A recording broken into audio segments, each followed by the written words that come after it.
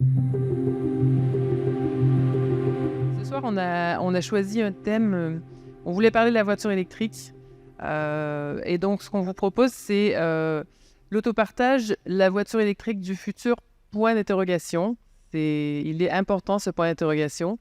Vous verrez par rapport aux échanges qu'on a prévus. Donc, cette thématique, elle est venue, entre autres, d'un podcast qu'on a écouté de Laurent Castagnette, qui disait la voiture électrique serait l'avenir de la voiture. En revanche, la voiture individuelle ne serait pas l'avenir de la mobilité. Donc, c'est tout à fait juste par rapport à l'autopartage. Donc, on a le plaisir d'avoir 3 personnes avec nous ce soir pour en discuter. On a Gilles Moreau de Vercors, Stéphanie Gonzalez de Mobility, l'autopartage en Suisse, et Louis-Pierre Geoffrey de l'Institut des mobilités en transition. Voilà. Donc, pour commencer, pour vous présenter nos intervenants, je vais leur poser quelques questions qui sont spécifiques à leur contexte. Donc, en commençant par Stéphanie Gonzalez, qui est manager marketing et porte-parole pour la Suisse romande chez Mobility. Donc, Mobility, c'est le leader de l'autopartage en Suisse, qui s'est engagé à électrifier l'ensemble de sa flotte de plus de 3000 véhicules d'ici 2030 au plus tard, et d'être climatiquement neutre d'ici 2040. Donc, Stéphanie, quel est le principal défi rencontré par Mobility dans cette transition vers les voitures électriques ? Alors, je vais revenir un tout petit peu en arrière et expliquer pourquoi on a pris cette décision. En fait, Mobility est également une coopérative et il est inscrit dans les statuts de la coopérative qu'on doit proposer une alternative à la voiture privée de manière économique, mais aussi écologique, et que la durabilité doit être vraiment un point essentiel à tout développement de la coopérative. Donc, après analyse des émissions CO2 de toute l'entreprise, on s'est rendu compte que 96% des émissions étaient dues à l'ensemble de la flotte. Et c'est pour ça qu'on a décidé d'accompagner la transition et de partir sur du 100% électrique d'ici 2030. C'est un gros défi. On a 3000 voitures sur 1600 emplacements. C'est-à-dire qu'on a 1600 emplacements où on doit mettre des bornes électriques pour pouvoir assurer de l'électricité pour toutes les voitures. On s'est rendu compte qu'on avait besoin d'une stratégie, donc on est parti en 3 phases. La première phase, c'était une phase d'étude, donc on a mis quelques voitures électriques un petit peu partout, en milieu rural, en milieu urbain, dans différentes zones de la Suisse, dans des emplacements avec certains propriétaires et d'autres. On est actuellement dans la phase 2, donc de grandir et de mettre un peu plus de voitures pour avoir plus d'analyse et de données. Aujourd'hui, on est à peu près à 18% de la flotte en électrique, donc environ 560 voitures électriques sur les 3000. Et la troisième phase, ce sera la phase exponentielle, où on va aller à fond et électrifier sur les dernières années tous les véhicules restants. Les défis, maintenant. Donc en gros, on a eu quelques années d'analyse où on a pu voir quelles étaient les problématiques, où est-ce qu'on devait vraiment miser notre potentiel, où est-ce qu'on avait des problématiques. Et tout d'abord, l'infrastructure, parce qu'on est locataire de 1600 emplacements, donc on n'a pas la possibilité d'obliger le propriétaire à amener le raccordement pour pouvoir mettre une borne électrique. Donc on doit discuter avec tous les propriétaires. On a autant des propriétaires privés que des entreprises, que des institutions publiques. Donc on doit vraiment discuter et chaque cas est vraiment individuel. Suite à ça, un des défis, c'était de vraiment comprendre au niveau électrique. Donc on a engagé des électriciens, des ingénieurs pour pouvoir vraiment répondre à toutes les problématiques pour chaque emplacement. Ensuite, les bornes électriques. Donc ça, c'était le deuxième défi, les bornes électriques, parce qu'il y a beaucoup de bornes électriques qui existent aujourd'hui sur le marché. On est parti du principe qu'on voulait nos propres bornes électriques. Mais les propriétaires ne sont pas toujours d'accord qu'on amène nos propres bornes. Ils veulent parfois uniformiser toutes les bornes qui sont présentes dans les parkings.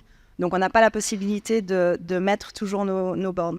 L'avantage de mettre nos propres bornes, c'est que nous, on a accès à toutes les données. On peut avoir accès à la donnée de la borne, on peut savoir si elle est en panne, on peut savoir s'il y a quelque chose à faire dessus, on peut savoir s'il y a une voiture à ce moment-là dessus.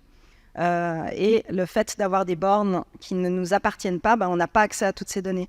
Donc, par exemple, une borne qui est en panne, c'est au client de nous appeler pour nous dire « Ah, la voiture, elle n'est pas chargée parce que la borne ne fonctionne pas. » Ensuite, on a eu une autre problématique, plus politique, disons.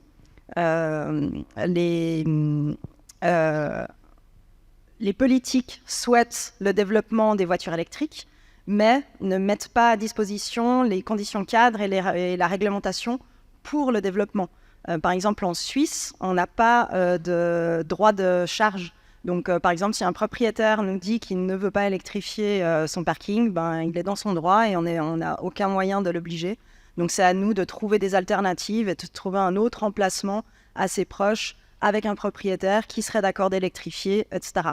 Mais après, on a des emplacements stratégiques. Mais ces emplacements stratégiques, on n'en trouve pas forcément dans les milieux urbains des aussi compétents et des aussi bien placés. Après, un des points principaux de la problématique du tout électrique, les constructeurs automobiles avaient promis de baisser les prix des voitures électriques, mais aujourd'hui, elles sont en moyenne 30% plus chères que les voitures thermiques. Le gros problème, c'est que c'est pas moins cher à l'entretien. Les emplacements nous coûtent plus cher parce qu'on doit investir en mettant une borne. Les voitures sont plus chères. Donc la grande question, c'est est-ce qu'on va répercuter cette augmentation de prix sur les clients ? Est-ce que les clients seront d'accord de payer plus cher l'autopartage, sachant qu'on est obligé d'être rentable, on est obligé d'avoir un certain chiffre d'affaires à la fin de l'année. Donc, on a cette problématique. Et la dernière, qui, je pense, vous concerne, c'est les utilisateurs. De savoir est-ce que les utilisateurs sont prêts à utiliser les voitures électriques. Est-ce qu'ils savent utiliser une voiture électrique? Est-ce qu'ils ne vont pas avoir peur? Par exemple, quand on a annoncé qu'on allait électrifier les 3000 voitures, on a eu beaucoup de personnes qui nous ont dit « Ah, mais et si la voiture n'a pas d'énergie, je pourrais pas l'utiliser, je pourrais pas faire mon trajet, ça fait peur. » Donc, il y a cette peur de l'autonomie qui est très présente auprès des clients. Et ça, on a vraiment dû travailler au niveau, surtout marketing, pour expliquer aux gens que pour le trajet moyen, donc entre 20 et 40 km par exemple, il y aura toujours assez d'énergie dans la voiture. Donc pour ça, pour assurer qu'il y ait toujours assez d'énergie, on bloque la voiture une demi-heure, voire 1 heure en fonction de la catégorie de la voiture, pour que la personne suivante ait toujours assez d'autonomie dans la voiture. Et puis, il y a les personnes qui ont peur de changer de voiture. Par exemple, parmi nos clients, on a énormément de clients qui utilisent toujours la même voiture ou toujours la même catégorie de voiture parce qu'ils savent qu'ils peuvent conduire cette voiture, c'est facile, je connais. Maintenant, je dois changer de voiture. En plus, je dois mettre la borne, je dois enlever la borne. C'est compliqué, comment je fais? Il n'y a pas... les constructeurs, ils n'ont pas fait quelque chose de global. Donc, des fois, la borne, elle est à l'avant de la voiture. Des fois, elle est sur le côté. Des fois, c'est toujours à des endroits différents pour pouvoir ouvrir la borne. Parfois, c'est sur le tableau de bord. Parfois, c'est directement à l'entrée.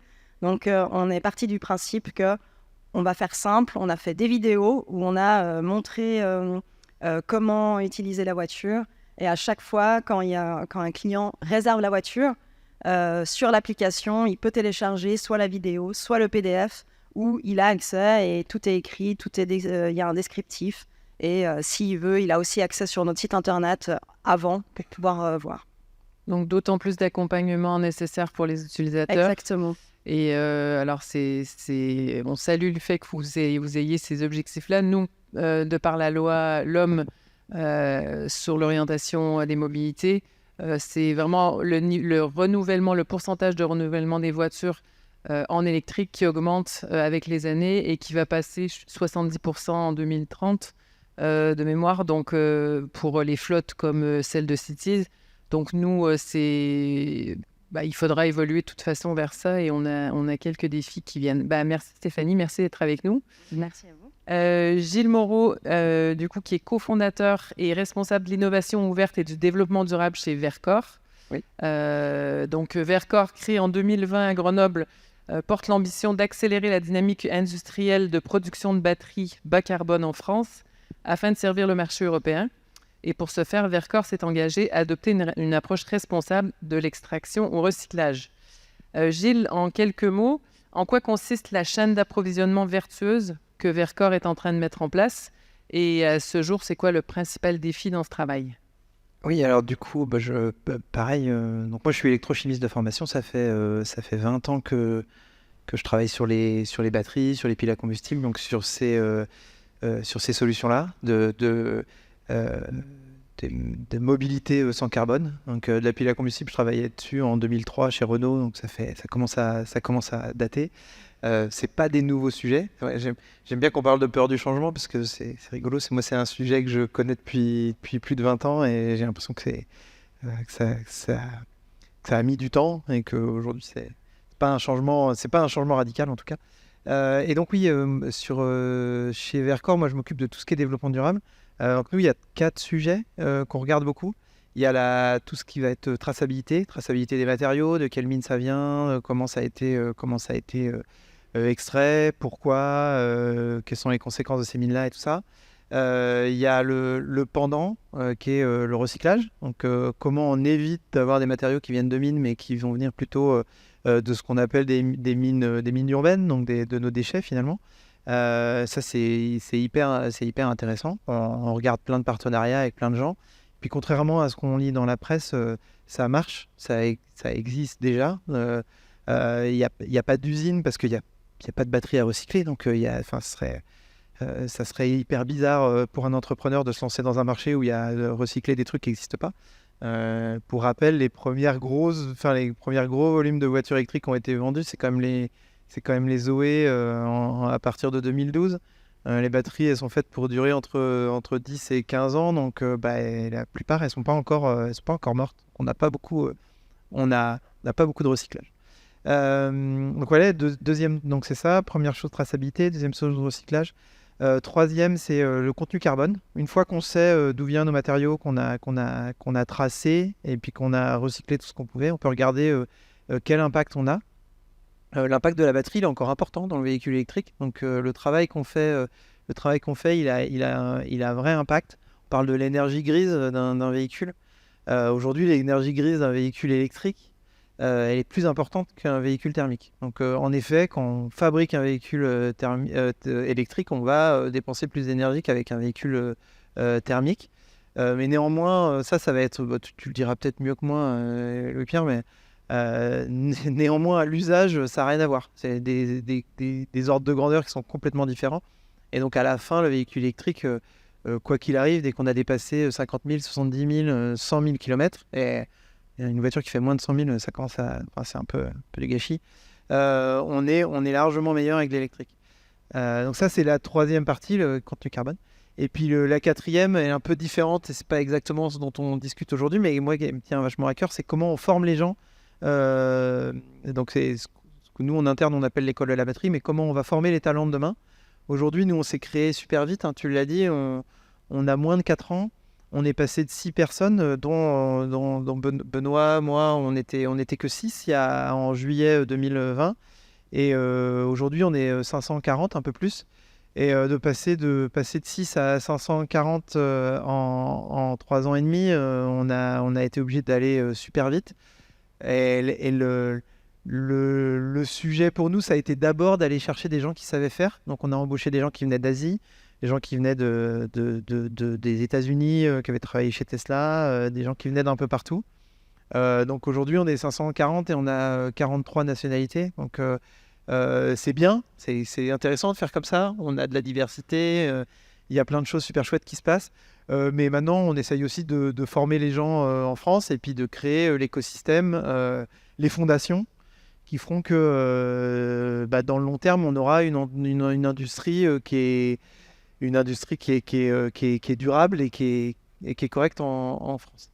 Et donc, pour répondre à ta question de qu'est-ce qui est difficile, le plus dur, et de loin, donc la formation, c'est hyper intéressant. Il y a plein de gens on arrive à faire des choses super bien. Traçabilité, ça avance. Le recyclage, je vous disais, ça marche. Donc, c'est que des questions de comment les business models et qui va investir et tout ça, mais ça va se faire. Le plus dur, c'est les mines aujourd'hui. Clairement, les mines de nickel, de cobalt, de manganèse, de lithium. Comment on les fait, comment on fait en sorte qu'elles soient le plus propres possible.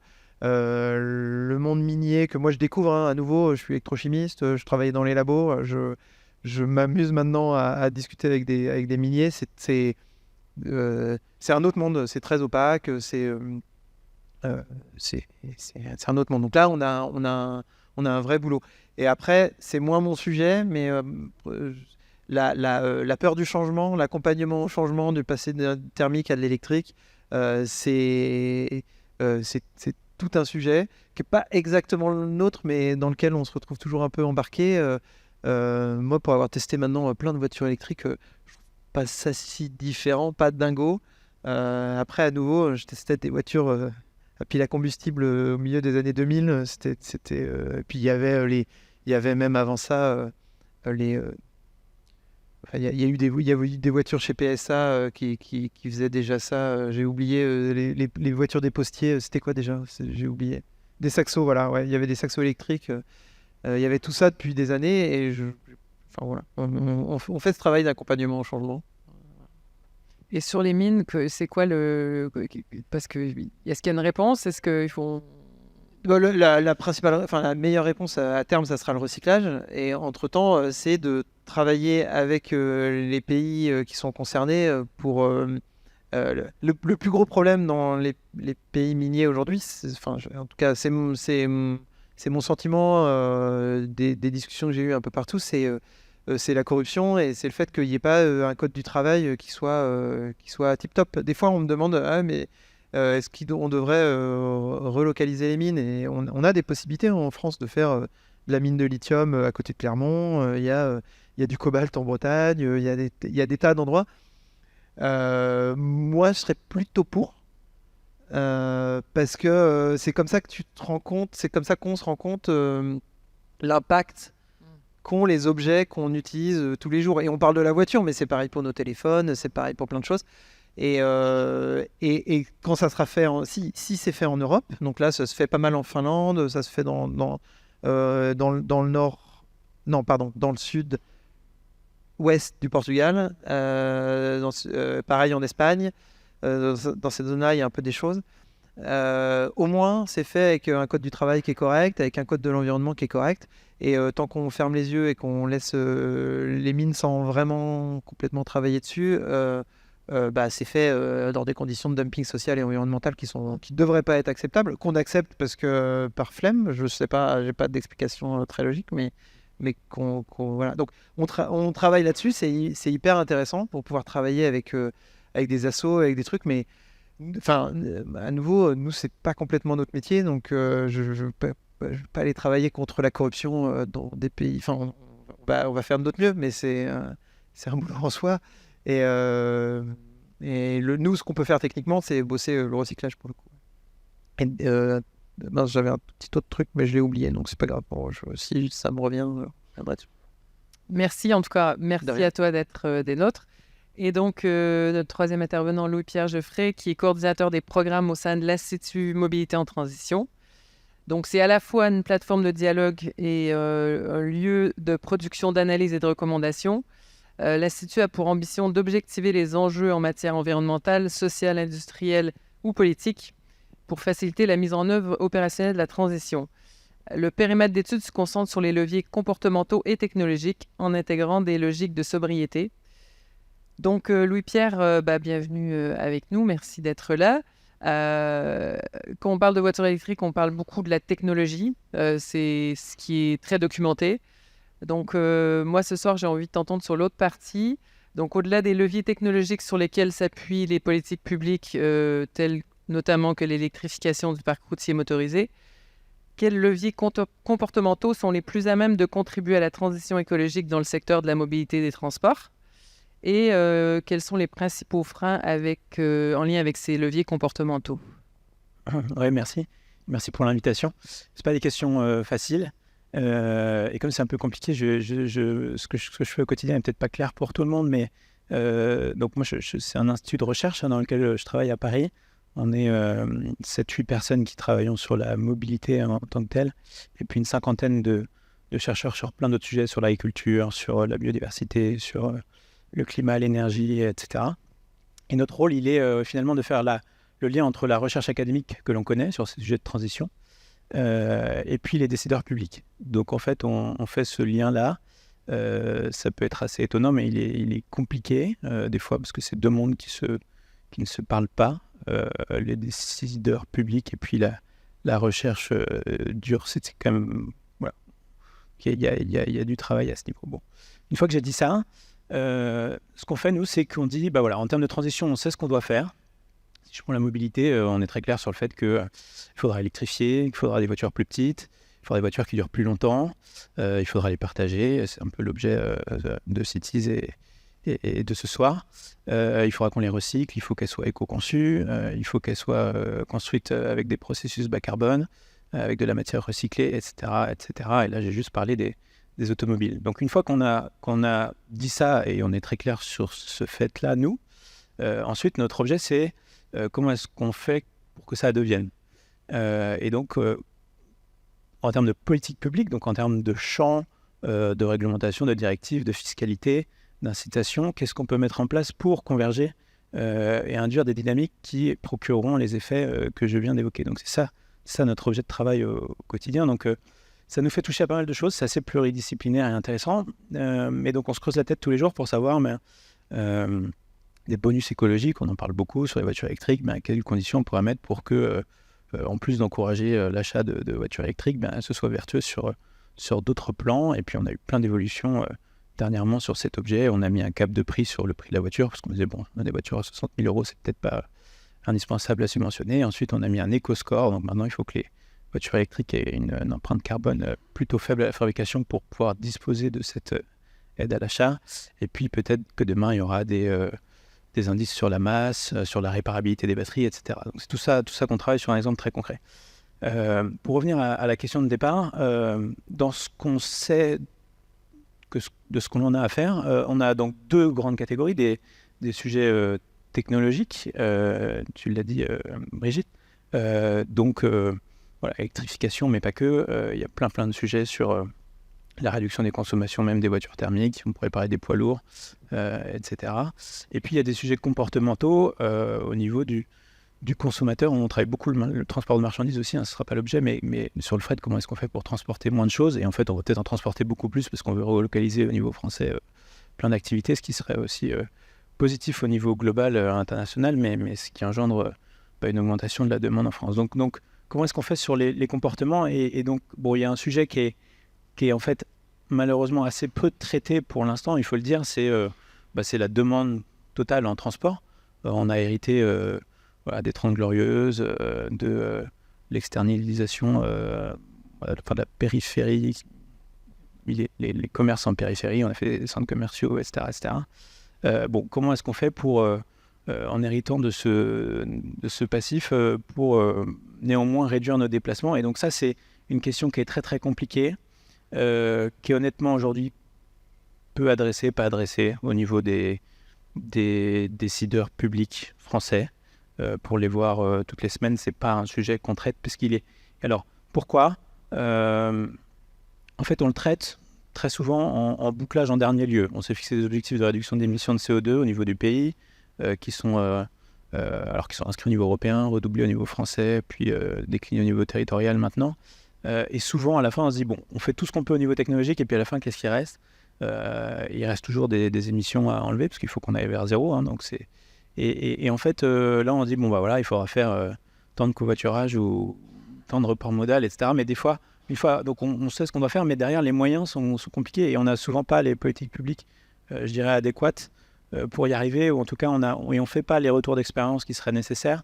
Donc, c'est quand même honnêtement beaucoup plus compliqué à suivre au niveau national pour savoir où l'on est. Un simple exemple, hein, le taux d'occupation des voitures, aujourd'hui, on a du mal à le mesurer, on ne sait pas. Enfin, c'est à peu près, mais de manière fine, entre la courte distance et la longue distance, on a quand même quelques incertitudes qui sont assez fortes. Une fois que j'ai dit ça, hein, juste pour vous donner, parce que je les ai regardées, les tendances actuelles, depuis le Covid, qui a quand même bien cassé la demande en transport de 15 à 20%, on n'est toujours pas capable de conclure si la demande elle va reprendre sur le transport routier la dynamique passée. On n'est pas encore capable de conclure là-dessus. A priori, oui. Donc on voit bien qu'on n'a pas réussi encore à casser cette demande, à réorganiser nos manières de se déplacer, à réduire notre demande de déplacement. Donc ça, c'est un point qui est relativement inquiétant, hein, du coup. C'est-à-dire qu'on a du travail à ce niveau. On a une part modale de la voiture qui a priori augmenté dans ce lot-là, de quelques points, mais c'est important. On a le train qui a augmenté de manière assez nette, donc ça, c'est positif. Les autocars auraient perdu beaucoup en proportion de cette demande, un petit peu quand même. Voilà. Et puis l'aviation est un petit peu en baisse, mais compliqué de conclure encore en ce moment dans ce total. Donc on voit bien qu'on a beaucoup de mal à enclencher, et puis on hérite d'une inertie de 30-40 ans où on a fait qu'allonger les distances domicile-travail, etc. Donc là, il y a un vrai champ énorme. Alors il y a des personnes qui font des thèses là-dessus, etc. Mais on n'est pas malheureusement, hein, on n'arrive pas encore à inscrire ça dans les politiques publiques. On a quand même quelques éléments, moi, qui me semblent intéressants, parce que le tableau est un peu noir, mais on voit plein de choses positives. Non, il y a quand même des gros gisements, gros gisements. Moi, ça me choque toujours, mais dans les kilométrages inférieurs à 2 km, trajets inférieurs à 2 km, pardon, on a toujours 53% qui sont effectués par la voiture particulière, pour faire moins de 2 km. Donc ça, on va pas mettre une norme pour interdire à nos concitoyens de prendre la voiture sur 2 km. Donc en termes de politique publique, je me questionne sur mais qu'est-ce qu'on peut faire là-dessus ? Honnêtement, je suis preneur d'idées. C'est pas tout bête, hein, mais politiquement, on comprend que c'est compliqué aussi, puisque le contexte n'est pas forcément facile par ailleurs tous les jours. Donc, dès qu'on amène un peu de contraintes c'est pas évident. Donc, on préfère, oui, c'est vrai, s'occuper de la technologie, essayer. C'est plus maîtrisable que l'humain. C'est beaucoup plus maîtrisable. On a démontré que sur le papier, on sait mesurer. Voilà, Gilles le disait, l'empreinte carbone d'une voiture, essence électrique, c'est quoi les potentiels encore qu'on a en termes de progrès. Si on relocalise la batterie, ça fait tant en moins. On a des règlements européens qui s'appliquent aux constructeurs pour les forcer à vendre des voitures électriques de manière crescendo. Hein. On a strictement des ventes de voitures électriques qui suivent une courbe qui est définie par l'Europe à ce niveau-là. Donc, ce n'est pas la demande client qui a créé l'apparition de ce marché. Donc tout ça, on sait beaucoup mieux le suivre, le mesurer et le comprendre. On suit très bien les consommations des véhicules, la distribution de carburant en France, c'est suivi au litre près. Donc tout ça est beaucoup plus facile à suivre. Donc je fais peut-être pas des euros ce soir, mais sur le parti auto-partage covoiturage, il y a encore beaucoup de travail pour comprendre ce qui se passe réellement. Même moi, pour comprendre parce qu'on a des vrais sujets. On dit par ailleurs qu'on aura moins de voitures demain en France. Nous, on pense au niveau de l'Institut qu'on en aura peut-être 10% en moins dans 2035, 2040, ce qui est déjà énorme en termes de baisse. Et ça paraît pas grand-chose. On a 38 millions en France. Donc, il faudra de la démotorisation. Et moi, ma grande question, c'est quelle est la contribution de l'autopartage ou du covoiturage pour permettre cette démotorisation. Elle n'est pas forcément avérée. Elle peut dépendre des territoires, elle peut dépendre de plein de choses. Et là, il faut qu'on arrive à un moment à avoir de la donnée, une compréhension claire sur c'est quoi les éléments déclencheurs qui ont permis au foyer de se séparer de son deuxième véhicule, etc. Est-ce que des fois... et ça se joue des fois pas grand-chose. Hein. Donc, mais tout ça est encore... en tout cas pour ma part et de mon point de vue, assez flou. Voilà pour ce premier. Merci Louis-Pierre.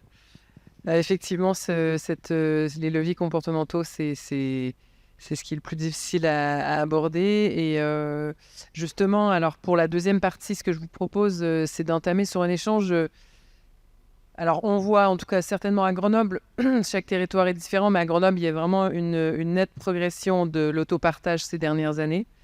On a eu notre 500e voiture dans la flotte à Grenoble aujourd'hui même, par hasard, mais c'est chouette. On est content de le dire. Néanmoins, il y a quand même pas mal de monde qui s'inquiète de se dire, ok, maintenant que la voiture électrique est en progression, au final, on n'a plus besoin d'être autopartageur parce qu'on roule propre. Donc finalement, dans quelle mesure la voiture électrique ne va pas miner tout ce qui a été fait sur l'autopartage, entre autres. Par ailleurs, il y a d'autres modes de transport, mais en tout cas l'autopartage, en disant, voilà, la voiture électrique est propre, donc retour vers la voiture individuelle. Ça, c'est quelque chose que, en tout cas, il y a des craintes à ce sujet-là qui ne sont pas forcément avérées pour l'instant, mais en tout cas qui existent. Donc, j'aimerais bien vous entendre et nous aimerions bien vous entendre sur votre propre point de vue quant à la voiture individuelle dans l'avenir de la mobilité. Donc, moi, j'ai commencé par reprendre ce qu'avait dit Laurent Castagnette dans le podcast. Mais quel est votre point de vue sur ce sujet-là par ailleurs?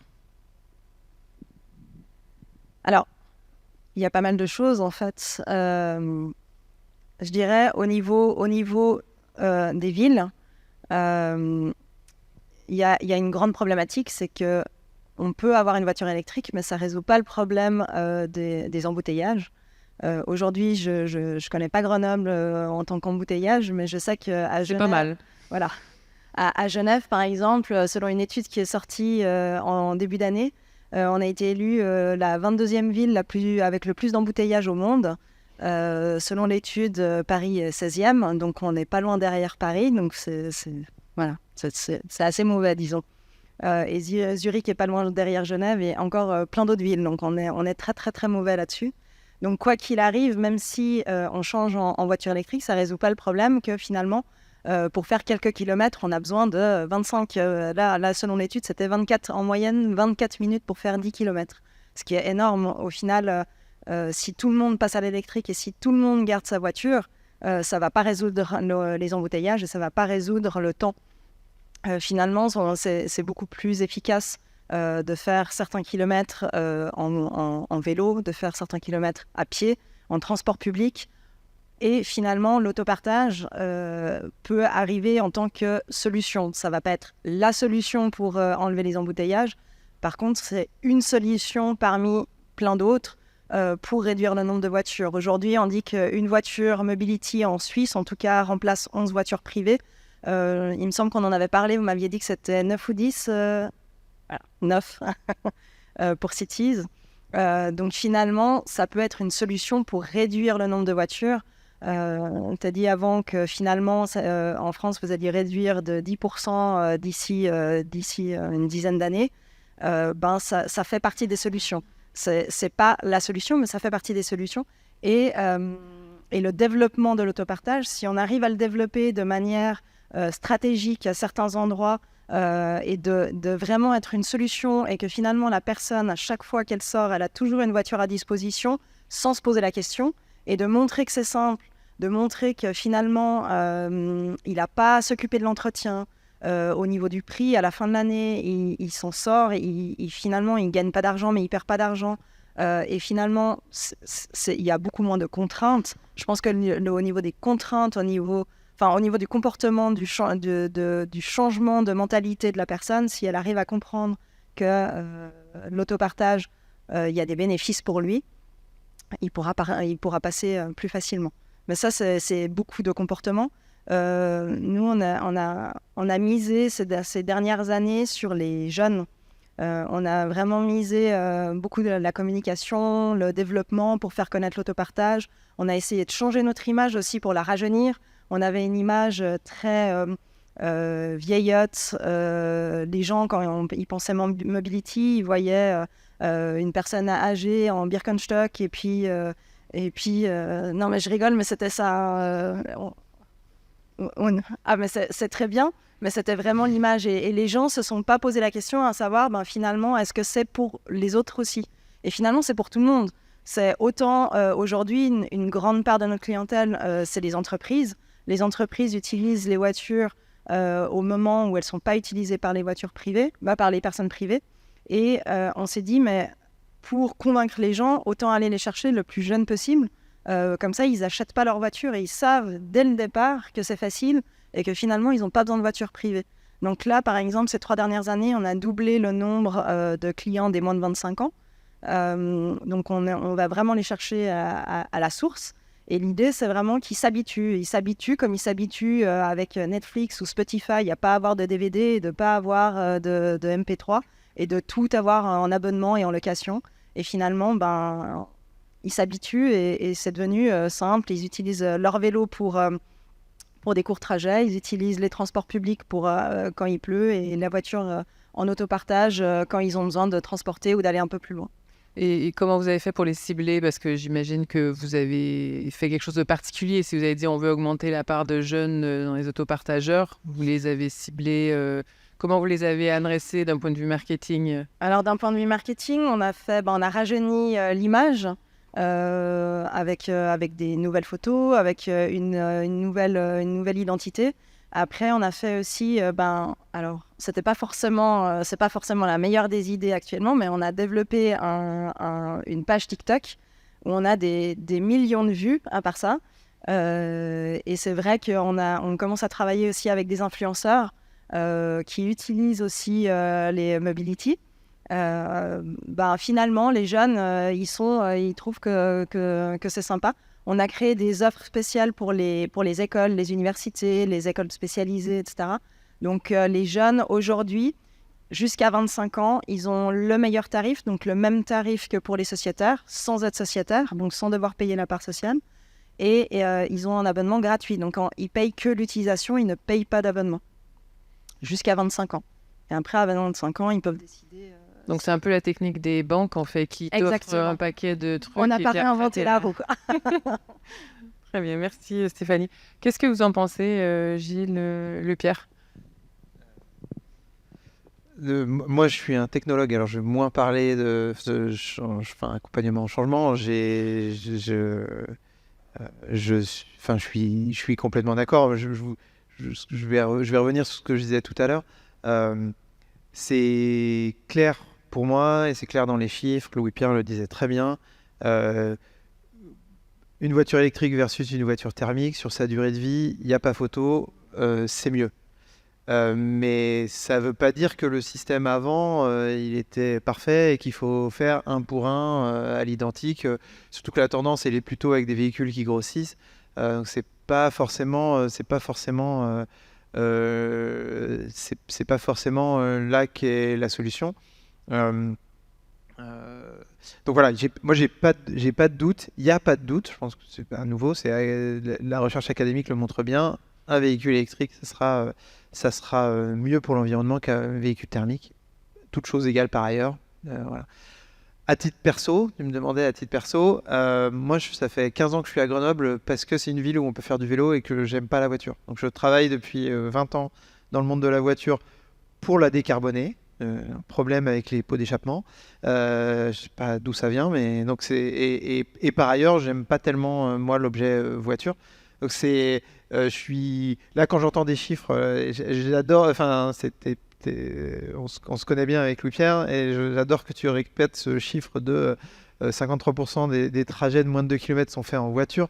C'est dingo. C'est dingo. À vélo, c'est 5 minutes. Et en marchant, c'est 25-30 minutes en marchant un peu correctement. Je ne comprends pas. Je ne comprends pas. Voilà. C'est juste. Et là, tu demandes à titre perso. Voilà. Et à nouveau, pour bien connaître la voiture électrique, je le redis, je suis pour parce que je ne pense pas que la voiture va disparaître. Mais elle a ses propres problématiques. L'impact carbone de fabriquer une voiture électrique n'est pas nul. On peut dire elle est plus verte qu'une thermique. Ça, c'est vrai. Je suis à l'aise avec l'affirmation. Dire qu'elle est zéro carbone, ça n'existe pas, zéro carbone. Nos pantalons, nos téléphones portables, les verres dans lesquels on boit, rien n'est zéro carbone. Surtout pas une voiture électrique. Je parlais tout à l'heure des enjeux des mines. Ils ne disparaissent pas d'une voiture thermique à une voiture électrique. Donc ça c'est pas vrai. Donc on a en effet, donc, c'est pas mon rôle à nouveau. Moi je suis un technologue. Ce qui m'intéresse c'est de changer le 1 pour 1. Par contre, et là je vais donner la parole violemment à Louis-Pierre après, mais c'est clairement la manière de fonctionner qu'il faut changer, la manière de fonctionner avec nos mobilités. Et donc, est-ce que l'autopartage, c'est bien si oui, et évidemment, si ça change le 1 pour 1, et tu disais 9 pour 1, Martin, il n'y a pas de question. La voiture, en fait, c'est pas répondre à la même question. Se demander, est-ce que la voiture électrique est en concurrence avec l'autopartage? Non, parce que c'est pas répondre à la même question. La voiture électrique, elle est là pour remplacer en 1 pour 1 véhicule thermique qui est pas bon, qui a ce problème de pot d'échappement. Et par contre, l'autopartage est là pour remplacer la voiture elle-même. Donc là-dessus, voilà, pas de doute. C'est pas pour ça que la voiture thermique, que la voiture électrique c'est mal. C'est pas le point. Mais on est bien sur quelque chose de personnel et d'engagement. Donc le marketing, pourquoi pas. Les influenceurs, bon, je suis pas très fan, mais si ça a fait changer les habitudes, faut peut-être creuser, je sais pas. Donc Louis-Pierre, tiens. Merci Gilles. Alors, qu'est-ce que tu en penses Non, mais moi je suis tout à fait d'accord. En fait, ce qu'il y a, c'est que moi j'aime pas et il faut pas qu'on oppose des solutions du tout, parce que au quotidien je me bats pour qu'on les additionne et qu'elles soient complémentaires. Et c'est bien ça l'objet. Et donc après, l'idée c'est de se dire, bon bah voilà, quelle va être la contribution de chacune. Moi je veux vous redire, mais sur l'autopartage covoiturage, quand on manipule les gros chiffres au niveau national, ce que j'avais en tête, c'est que nous, dans ce qu'on avait considéré, on a 1,6 personnes en moyenne dans les voitures aujourd'hui en France. Et à 2035, on a dit que si on allait vraiment très fort sur la mutualisation, covoiturage longue distance, autopartage et autres, on peut atteindre 1,8. Mais il faut vraiment... voilà. Et quand c'est déprimant, mais... Non, mais quand on fait ça, on retombe sur une réduction du parc français de 10% que je vous ai... Et en même temps, j'ai mis 2 jours de télétravail sur tous ceux qui pouvaient le faire. Il y a un prix du carburant qui est à 2 euros, voire un peu plus, et donc il y a des élasticités qui font que quand même on essaie de décourager la voiture, mais on voit qu'à 2 euros, on a toujours 40 millions de voitures en France. Bon. Donc tout ça est quand même pas évident, loin de là. Moi, ce qui me rassure un peu, mais vous allez peut-être... et c'est mon point de vue individuel, mais c'est le sens de la question. J'ai un bagage en ingénierie automobile. Alors, je suis un peu plus attaché aux produits automobiles que Gilles, mais quand même, j'essaie de m'en défaire et d'être lucide. Mais si je prends simplement la partie techno, électrification, en fait, Gilles a commencé à le dire, mais si le fait de passer à la voiture électrique, aujourd'hui en Europe, on divise par 2 l'empreinte carbone, tout compris en production, fin de vie, etc. Donc, une Clio essence, c'est 200 grammes de CO2 par kilomètre avec sa fabrication et sa fin de vie. Une Zoé, c'est 100 grammes. Ça, c'est en Europe. Si je la prends en France, cette Zoé, avec le mix, le contenu carbone de l'électricité qu'on a, mais je vous apprends rien, on tombe à 65 grammes. Et 65 grammes de CO2 par kilomètre, donc on divise par 3 par rapport à la base d'une voiture thermique. Ensuite, si on allonge la durée de vie de cette Zoé, parce que ça c'est calculé sur 150, 200 000 km, mais si on dit qu'elle va faire 300 000 et elles les feront, celles qu'on a aujourd'hui là, sur les routes, elles feront même plus que ça. On arrive à 45 grammes, je crois. Et après, il faut décarboner la production de la batterie. Donc là, on va avoir Vercor qui va y contribuer. Merci, Gilles. On va mettre de l'acier recyclé ou décarboné pour fabriquer cette voiture-là. Et l'acier, c'est quand même 60% de la masse de la voiture. Et en fait, tout ça cumulé, à la fin, on arrive difficilement, mais quand même, il n'y a pas de barrage technique pour le faire. On arrive à 35 grammes de CO2 par kilomètre pour une voiture électrique longue durée de vie, éco-conçue, etc. Bon. Donc 35 grammes par rapport aux 200 qu'on a aujourd'hui, qui est la situation parce que, classique, on a quand même une division par 5-6. Donc ça fait plus de moins 80% sur le CO2, je parle. Bon, quand on regarde la neutralité carbone, le GIEC, etc., il nous dit bon, faut faire moins 85, moins 90% de CO2, tout confondu, alors tout secteur confondu, là j'ai dans le champ au-delà des mobilités. Voilà. Mais donc, si vous voulez, là, on a quand même une chance sur la mobilité routière et l'automobile qui est que si on se donne les moyens de mettre tout à bout là, les mesures que j'ai évoquées, on peut quand même faire une grosse partie du travail par la technologie. Alors c'est pas, je suis pas en train de dire qu'il faut pas faire de changements comportementaux, hein, mais on a quand même cette chance-là. Donc ça c'est ce qu'on n'a pas du tout pour l'aérien. Le transport aérien, pour l'instant, c'est quand même compliqué en termes de... Bon, puis il y a d'autres secteurs dont on ne pourra pas forcément autant réduire les émissions. L'agriculture, si on arrive à réduire de 50% les émissions de CO2 de l'agriculture, ce sera déjà super. Donc peut-être que le transport, il faudra faire encore plus que moins 90. Mais voilà un peu la situation. Donc, tous ces leviers techniques que j'ai évoqués, ça pour le coup, on y travaille à fond et on se donne les moyens au niveau européen pour tendre vers ça. Donc ça, vous le percevez peut-être pas, sans doute pas, mais c'est quand même un peu enclenché. Donc sur les voitures électriques, oui, on le sait, mais moi, mes sujets du quotidien en ce moment, c'est l'acier vert. On met quoi comme cadre pour ArcelorMittal pour que ils produisent de l'acier plus faiblement carboné en France. Comment on avait évoqué ça avec Gilles dernièrement, mais comment est-ce qu'on augmente la durabilité des batteries? Comment est-ce qu'on fait en sorte que ces voitures-là soient réparables? Et on a un gros sujet quand même là-dessus en ce moment, parce que les constructeurs n'ont pas eu de champ, il n'y avait pas de cadre. Donc les voitures électriques, elles sont quand même pas tellement éco-conçues. Bien que ce ne soit pas une limite intrinsèque. Il suffit de mettre un cadre aux constructeurs en leur disant voilà, vos batteries, elles sont... démontables facilement et interchangeables, et ils le font sans problème. Les premières voitures électriques étaient conçues comme ça. Bon, maintenant, on a une tendance à tout coller.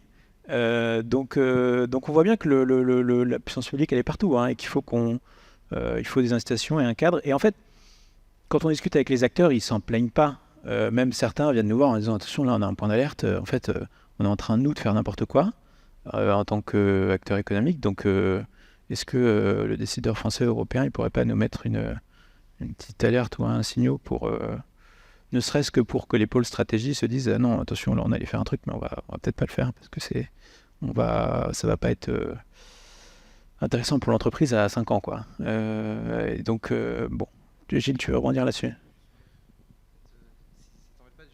Juste pour donner les ordres de grandeur sur la partie technique, parce que c'est vrai que j'en ai pas parlé sur la batterie, ce qu'on peut faire.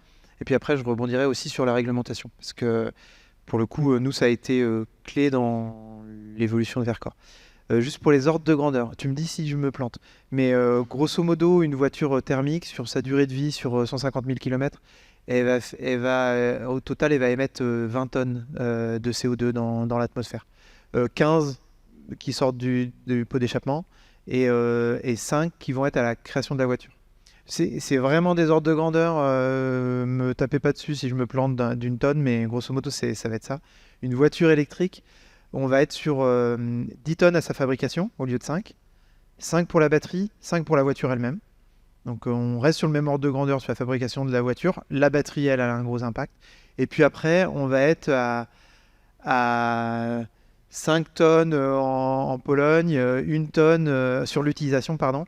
En utilisant le mix énergétique. Donc le mix énergétique polonais très carboné, on va être sur 5 tonnes, au total 15. Et puis en France ou en Suède, on va être sur moins de 1 tonne d'impact.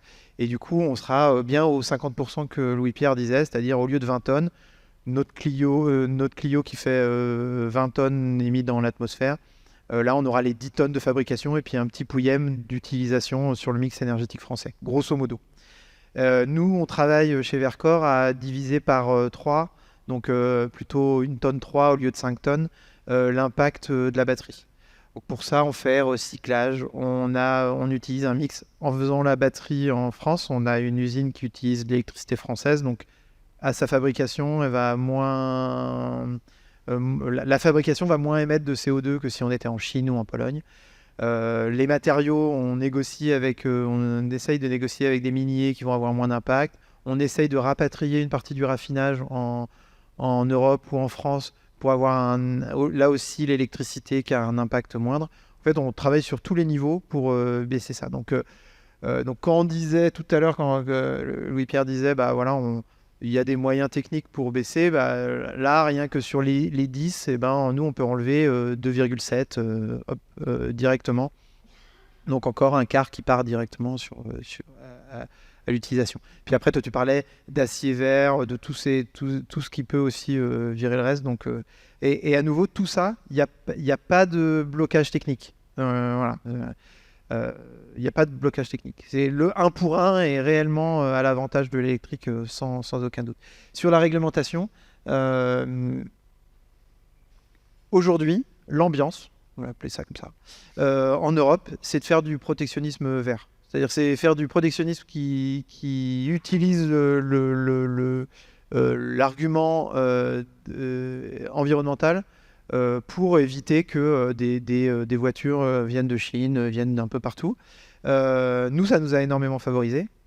C'est une des raisons de la vitesse à laquelle on a pu avancer chez Verkor, puisqu'on on avait cette ambition-là, de faire quelque chose de propre, de durable, de créer des emplois locaux. Donc on était vraiment dans cette bonne dynamique, pile au bon moment. Je pense que c'est quelque chose qu'on avait bien senti. À nouveau, ça faisait 20 ans qu'on travaillait sur le domaine, donc on connaissait bien notre domaine. Et ça, c'est en train de se reproduire sur d'autres technos.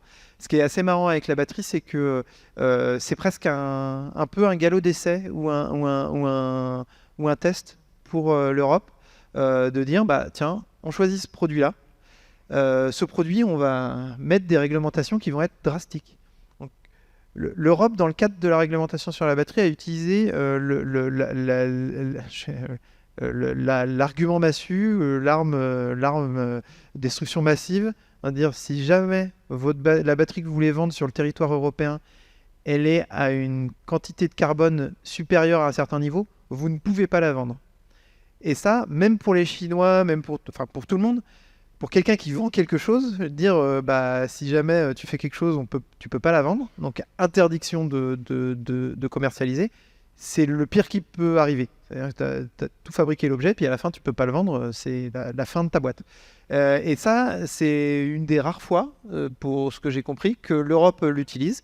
Et l'utilise sur la batterie. Pourquoi ? C'est parce qu'on en a parlé tout à l'heure, mais la batterie avec les mines urbaines, une batterie, c'est Lavoisier, rien ne se perd, rien ne se crée. Une batterie, c'est fermé. Donc à l'intérieur, vous mettez des molécules, X molécules de manganèse, X molécules de cobalt, X molécules de nickel.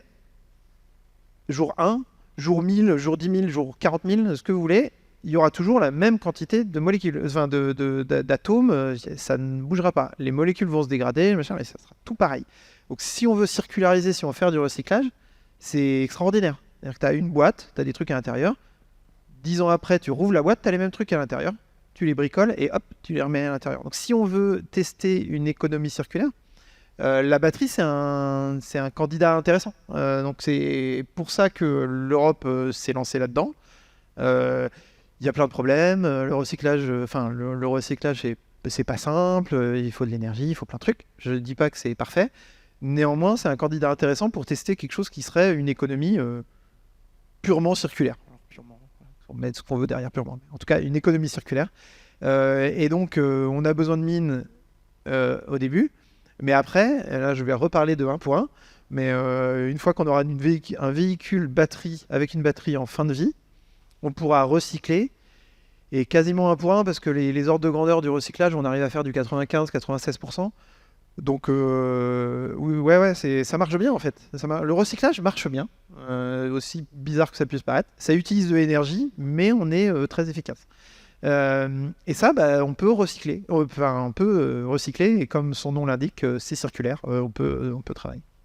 Donc, voilà. Et à nouveau, donc ça, les pouvoirs publics l'ont bien compris et nous poussent dans cette direction-là très très fort. Merci. J'ai envie de rebondir sur un truc que tu as dit tout à l'heure et tu m'as tendu une perche, c'est très bien, c'était pas prévu, mais ça me va bien.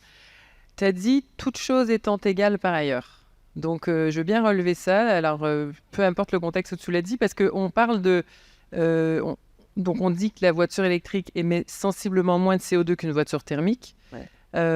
Et ça se confirme en fonction de certains paramètres qui sont très variables et non maîtrisés.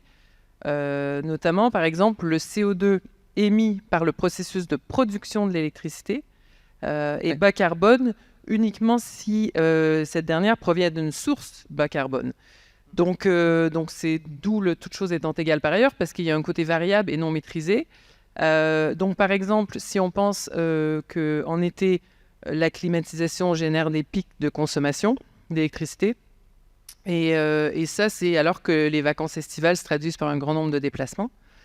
Les étés étant de plus en plus secs aussi, l'hydroélectricité risque de ne pas être une source très disponible, une source bas carbone très disponible, avec la concurrence avec la climatisation aussi.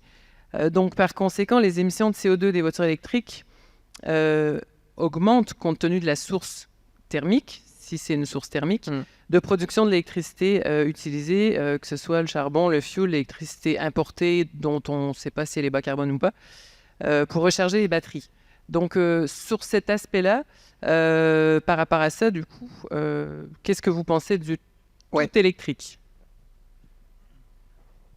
Je vais juste répondre rapidement là-dessus, parce que la question, je pense qu'elle est légitime et je le vois toujours dans le grand public et je répète toujours la même chose, mais on a l'impression qu'il y a des paramètres non maîtrisés.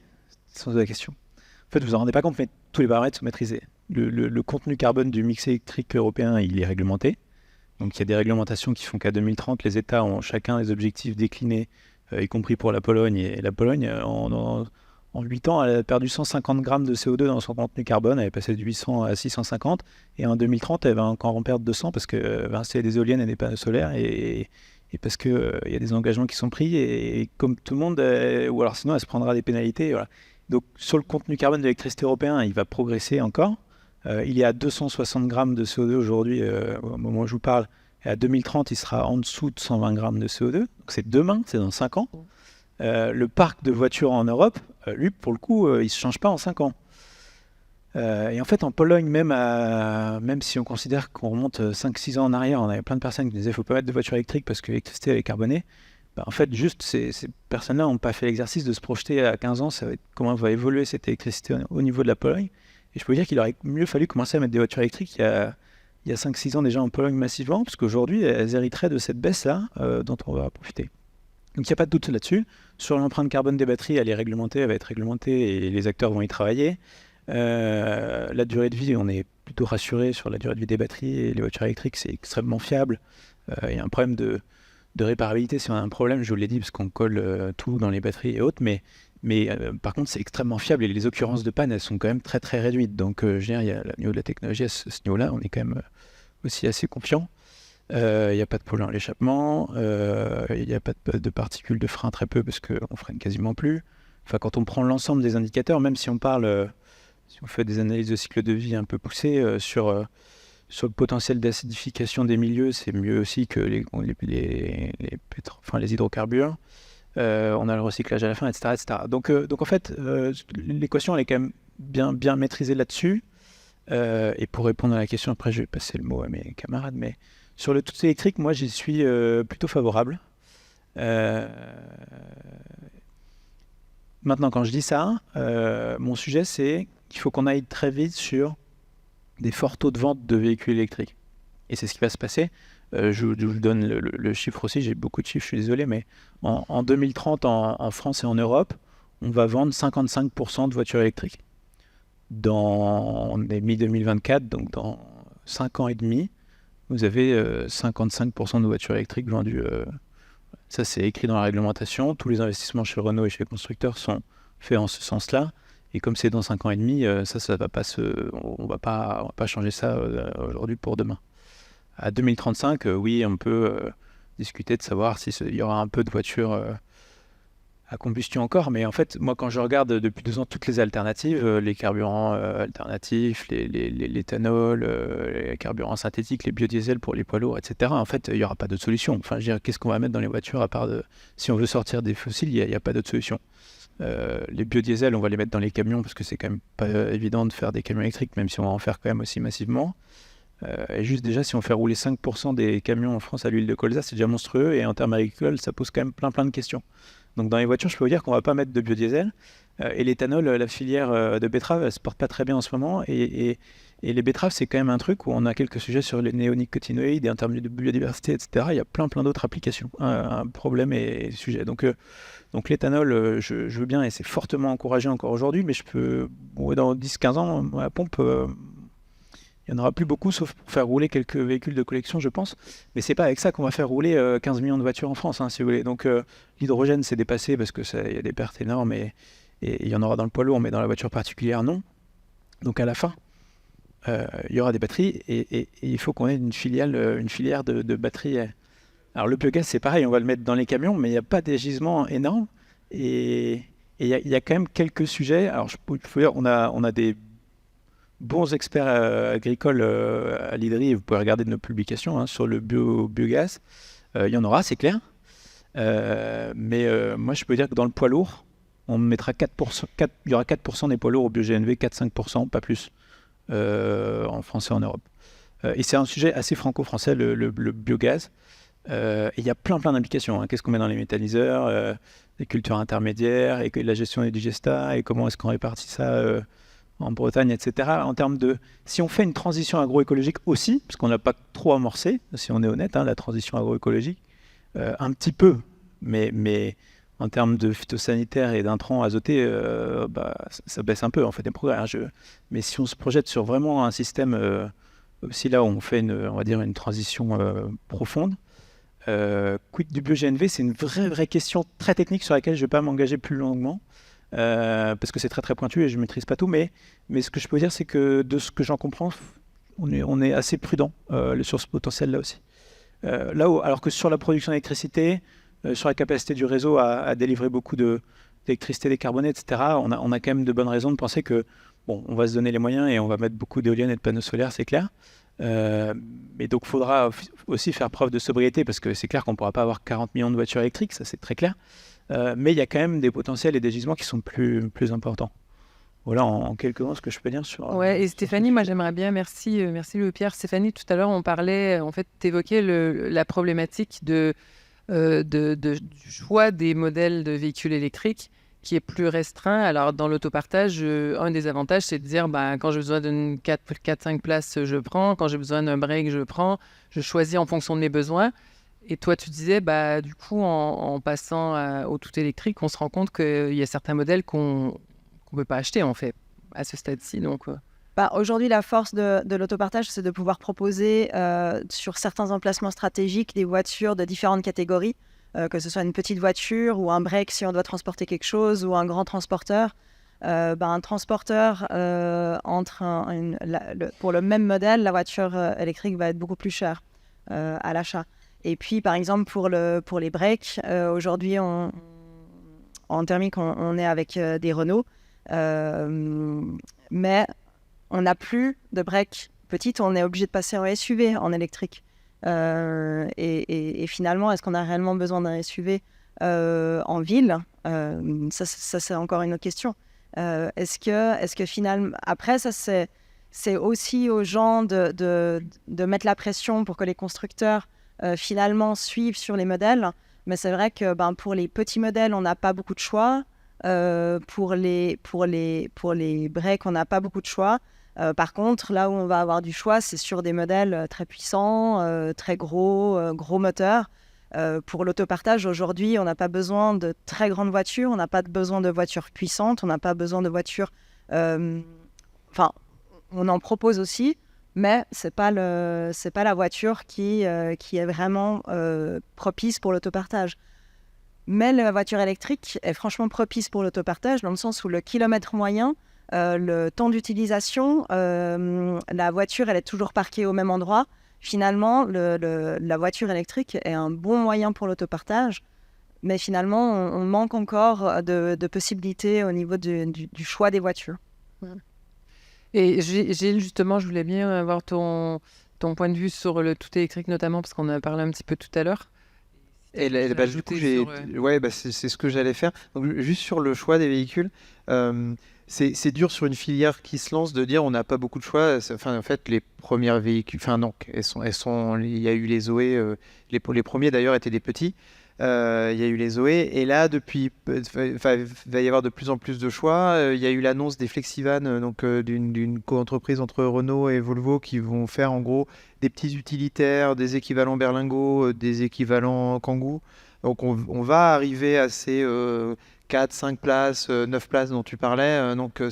Ça vient. Voilà, ils vont par étapes. En effet, pour l'instant, ce qui est proposé, c'est des SUV. Alors, vous n'êtes pas le bon public pour ça, mais il faut rappeler que c'est de la faute des gens. Hein, si on vend beaucoup de SUV, parce qu'ils sont beaucoup demandés. Hein, c'est pas uniquement les constructeurs qui, par machiavélisme, vendent que des gros véhicules pour. Après, la demande, elle est générée aussi par.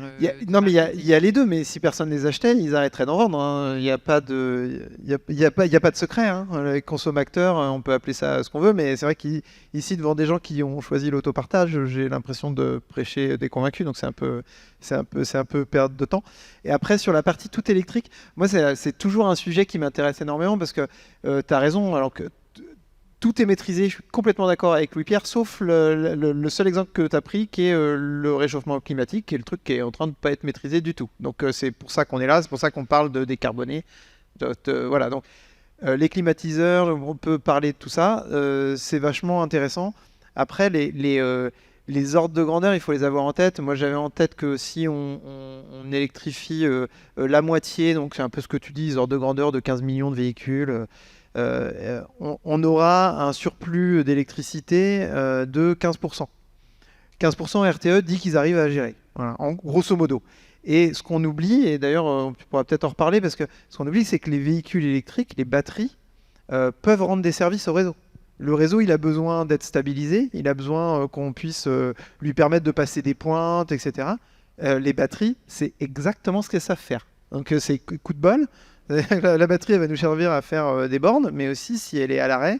Et pareil, un véhicule, c'est 95% du temps à l'arrêt. Alors, pas en autopartage à nouveau, mais le reste du temps, les véhicules, normalement, ils sont 95% du temps à l'arrêt. Ça veut dire que la batterie, elle pourra servir le réseau aussi là-dessus. Et toute une partie des questions qu'on se pose avec les renouvelables qui sont intermittents et ça leur est opposé comme un défaut de conception violent, bah, il se trouve que les voitures électriques résolvent ce problème. L'intermittence, les batteries, elles servent à ça. C'est vraiment le coup de bol.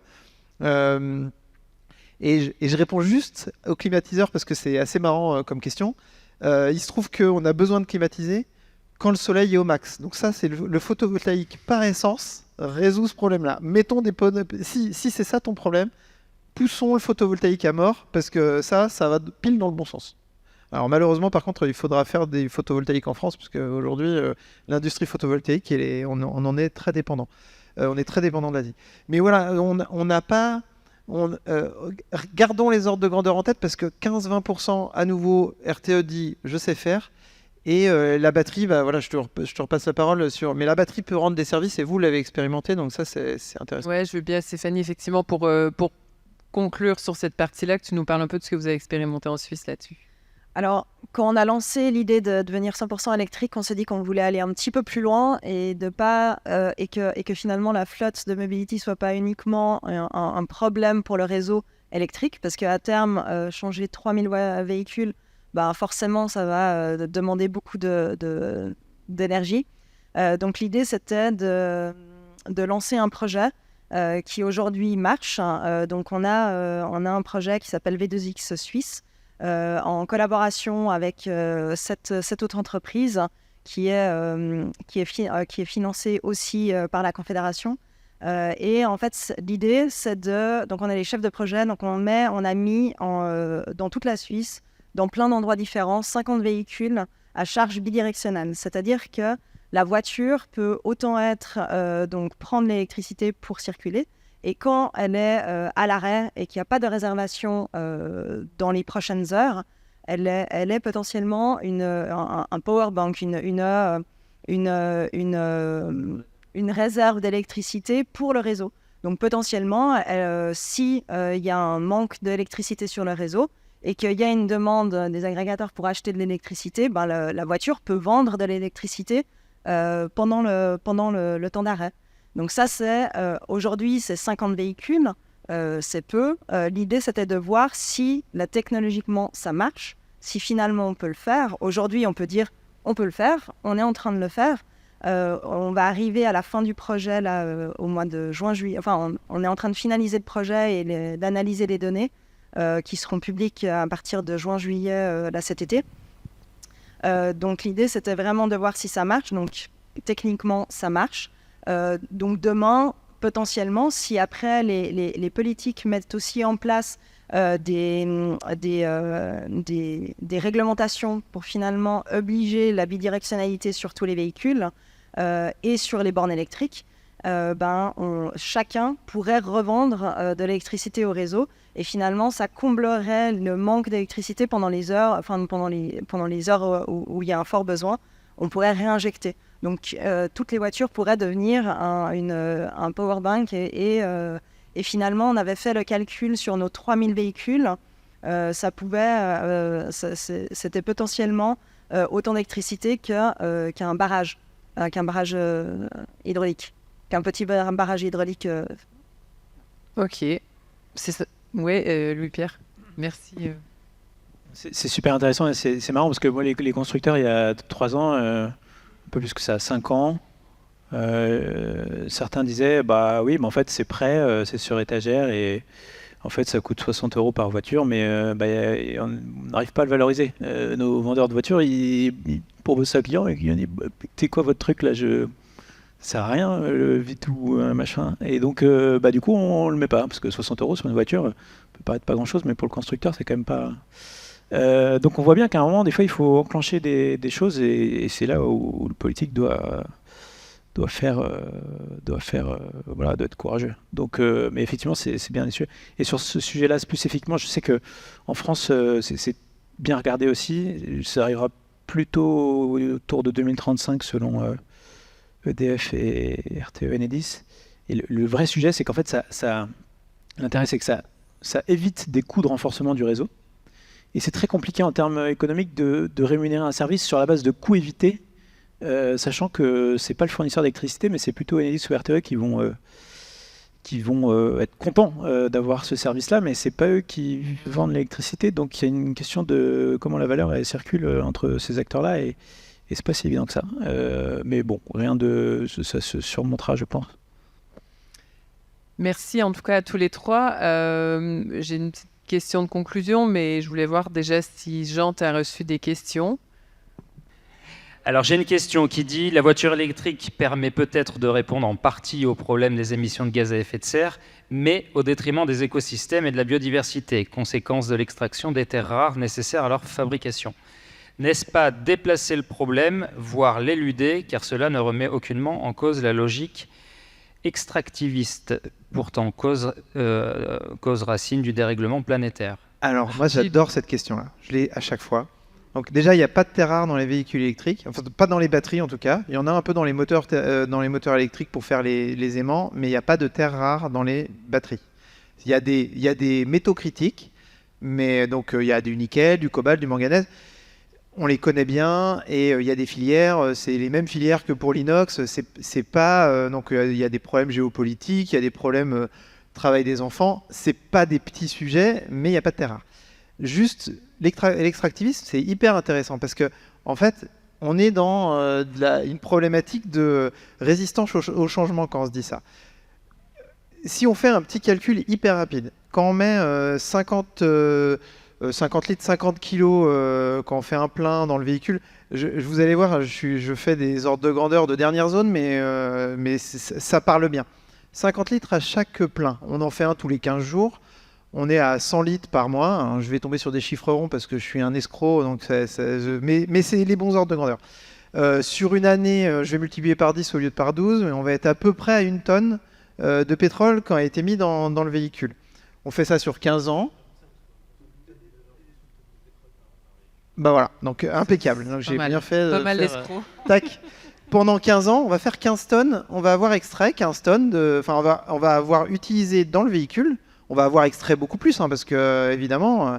Donc on va avoir utilisé 15 tonnes dans notre véhicule au niveau du moteur. Dans la batterie, je vous disais tout à l'heure, rien ne se perd, rien ne se crée. Moi, on va extraire. Donc une batterie, ça fait à peu près 400 kg. on va avoir évidemment extrait plus, mais dans le véhicule, on a 400 kilos. Donc on est en train de comparer un truc où on dit il y en a un qui est de l'extractivisme, c'est dégueulasse, c'est les batteries, et l'autre c'est le pétrole, c'est rien, c'est pas la même chose. Mais on compare 400 kilos qui vont se recycler, hein, je vous le redis, c'est un truc, rien ne se perd, rien ne se crée, on va pouvoir recycler. Avec 15 tonnes. À un moment donné, ça me fâche de plus en plus parce que je l'ai à chaque fois et les ordres de grandeur sont juste pas les bons. On détériore évidemment chaque mine, mais chaque puits de pétrole détériore un écosystème. Donc, à un moment donné, il y a ces 2 poids 2 mesures qui sont en plus.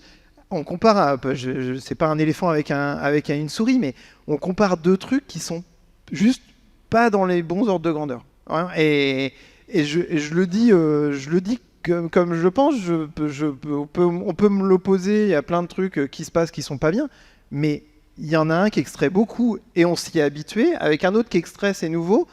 Et là, d'un coup, on part de tous les défauts. Ce nouvel entrant, je pense qu'il y a un problème de résistance au changement pur et dur. Merci Gilles. D'ailleurs, Alors, je pose une autre question. Si l'on veut aller vers des voitures plus petites avec moins d'impact environnemental, quelles actions possibles au niveau de la publicité, de la taxation, de possibles interdictions ? Oui, alors ça c'est un gros sujet, donc on travaille beaucoup. En fait, il y a un problème de profitabilité au fond de ce sujet-là. Parce que c'est connu au sein du secteur que les petites voitures, pour les constructeurs, c'est quand même moins profitable que les grosses. Et donc, dernièrement, on a quand même une tendance à pousser les modèles les plus gros, surtout que on a eu le Covid, on a eu des problèmes d'approvisionnement en semi-conducteurs et autres, donc on a été un peu restreint en volume en absolu, en vente de voitures, et donc on a vendu les plus grosses pour garder les mêmes chiffres d'affaires, voire faire plus, et puis plus de bénéfices. Bon. Je veux dire, moi je serais constructeur, j'aurais fait pareil. Je dirais pas c'est pour ça que je peux vous le dire de manière aussi claire, c'est que le sujet c'est comment est-ce qu'on met un cadre qui fait que c'est aussi profitable de faire des petites voitures que des grosses. Et donc peut-être que demain conserver des bonus écologiques sur les voitures électriques qui font que moins d'1,4 tonne, même 1 000 euros. Mais 1 000 euros c'est énorme pour un constructeur. Juste ça lui permet de rétablir sa profitabilité sur ce segment-là et de conserver une offre, de la développer, de l'améliorer, de faire des volumes, etc. Voilà. Bon, après, on peut faire autrement. On peut mettre une réglementation obligée, on peut faire des choses au niveau européen, on peut travailler sur la publicité, c'est vrai. Bon, oui, c'est vrai, c'est clair. On peut mettre des obligations. Les entreprises achètent 40% des voitures en France. On peut mettre une obligation pour les plus grosses flottes à avoir une moyenne de masse pour l'achat de leur voiture. Donc, voilà, en moyenne, vous achetez des voitures que de 1,5 tonne, parce qu'on considère quand même que vous pouvez avoir des grosses, mais bon, elles ne servent pas pour la très très grosse majorité des besoins. Donc, on peut faire plein de choses. Après, la question, c'est quoi le contexte politique pour faire accepter et passer ces mesures-là. Et je peux dire que le contexte en ce moment, il est quand même pas très porteur, quoi. C'est quand même compliqué. Et puis moi, je vais pas forcer la main en disant, si, il faut passer ce truc-là, surtout sur la voiture. Voilà, donc c'est ça la réponse.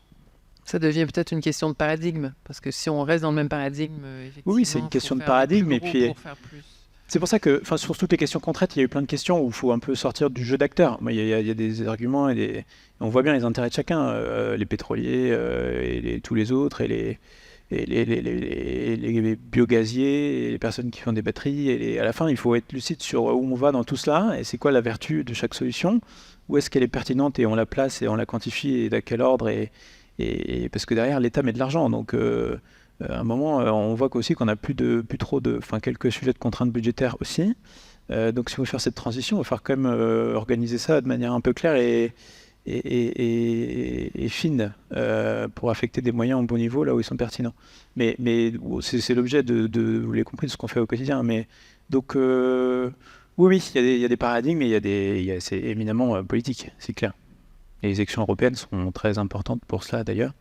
Très, très, très important.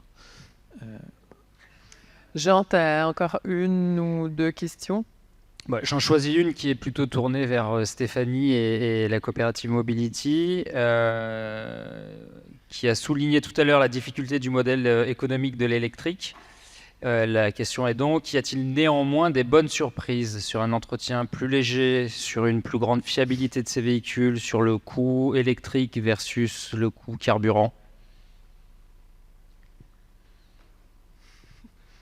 Oula.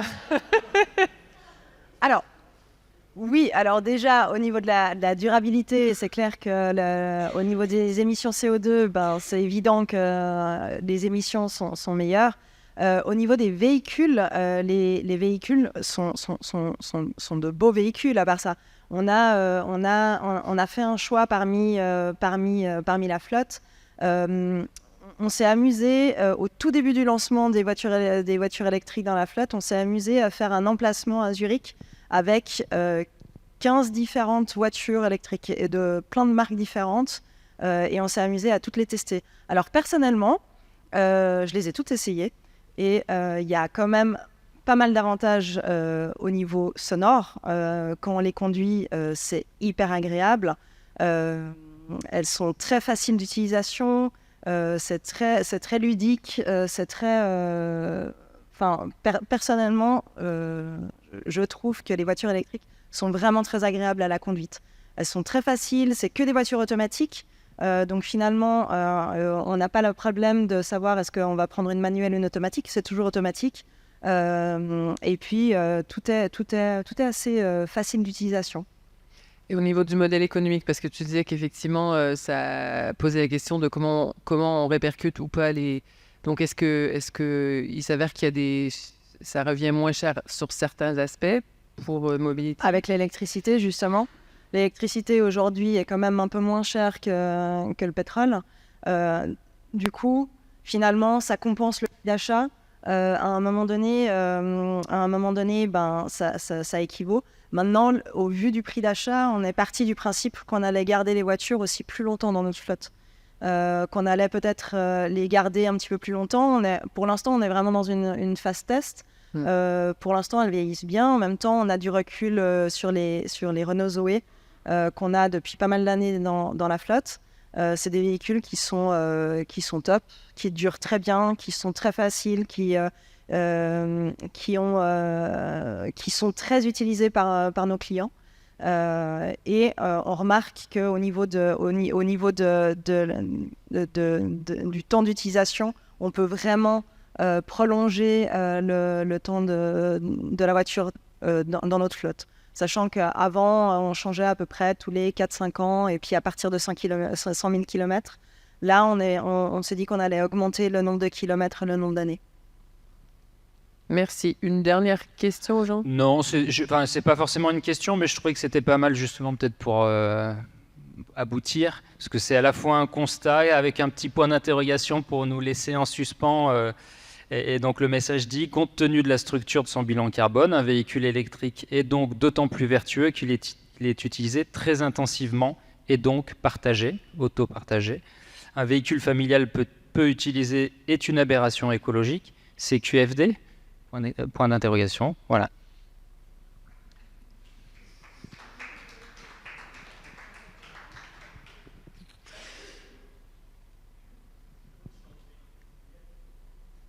Il est pertinent s'il est partagé.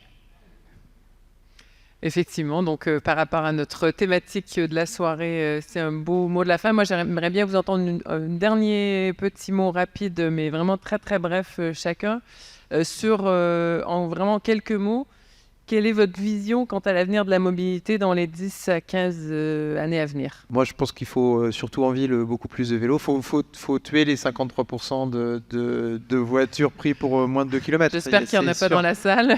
Non, mais c'est pas possible. Ah, tuer, pardon. Non, je veux dire la mauvaise habitude qu'il faut la tuer. Je suis pas du tout dans ce délire-là. Non. Faut vraiment s'attaquer à ce problème qui est juste pas cohérent. Pas cohérent. Le nerf de la guerre, du coup, c'est le 53% des 2 km. Stéphanie?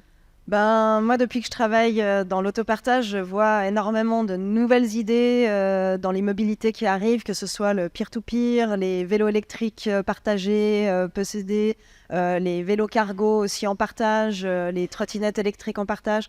Il y a énormément de choses qui se créent et je pense qu'il y a encore beaucoup de choses qui peuvent arriver et je pense qu'il y a plein de choses intéressantes qui vont arriver et je me réjouis de voir comment ça va évoluer. Justement pour remplacer la voiture pour les 2 derniers kilomètres, entre autres.